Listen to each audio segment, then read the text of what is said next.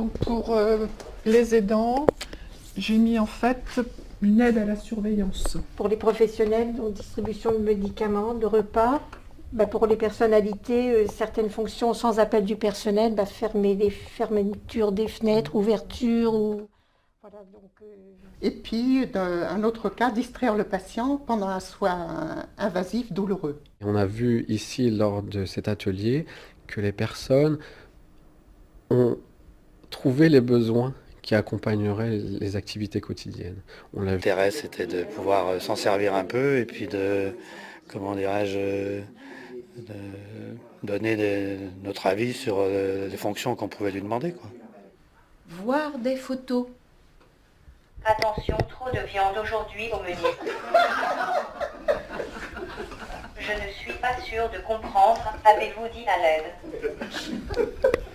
Non. Heure. Désolée, je n'ai pas compris.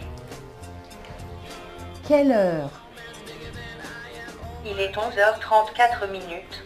Il y avait certaines phrases à donner et moi j'ai demandé si l'appareil répondait quand on utilisait seulement un mot-clé. Manifestement, ça ne marche pas toujours. Donc je pensais aux gens qui étaient en difficulté pour s'exprimer. Et donc ça exigerait peut-être d'être un petit peu plus au point pour les personnes qui ont du mal à s'exprimer, justement. Vous choisissez une des places, vous choisissez Go to Pause et après vous l'envoyez se déplacer.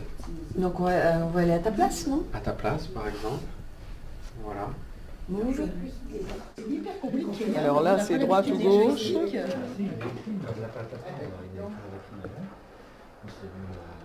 Ah, on voit que vous avez joué plus souvent sur la... Jamais. Il n'y en a même pas à la maison. Mes conclusions, c'est qu'il y a encore un peu de travail à faire, puisqu'il a du mal à reconnaître certaines questions qu'on lui pose.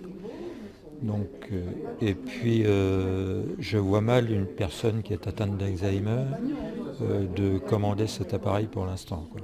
Eh bien, disons la complexité du matériel, qui n'est peut-être pas forcément évident pour les personnes handicapées ou malades.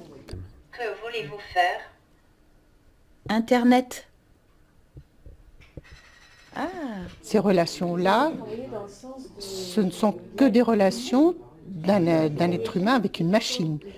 Il faut garder cette distance. On a eu de la chance de tester avec l'hôpital de Troyes sur le domaine de Nazareth le robot Compagne et ça a été ici une mise en situation réelle pendant plusieurs mois avec les résidents et les équipes soignantes et ça a été très positif, à la fois les retours des résidents eux-mêmes et des professionnels de soins. Ce robot est devenu le nouveau compagnon des résidents de cet EHPAD. Du matin au soir, Aloïs se balade seul dans l'établissement et dès qu'il croise une personne, le dialogue s'installe. C'est l'assistant de l'aide-soignante qui a des missions de surveillance dans la maison de retraite et aux alentours, qui a des missions d'échange avec les résidents pour les stimuler. La vie de cette maison de retraite vient donc de faire un pas dans le futur. Aloïs a plusieurs cordes à son arc, de la surveillance des résidents à leur confort. Il sert à mettre de la vie dans la salle à manger quand les aides-soignantes sont occupées.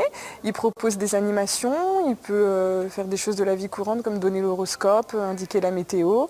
Et puis il peut aussi des fois donner un signal d'alerte quand il y a un résident qui chute ou qui appelle à l'aide. Je pense que c'est un outil vraiment très très intéressant qui peut effectivement aider les gens tant à domicile que dans les structures d'accueil pour soulager un petit peu le personnel de santé.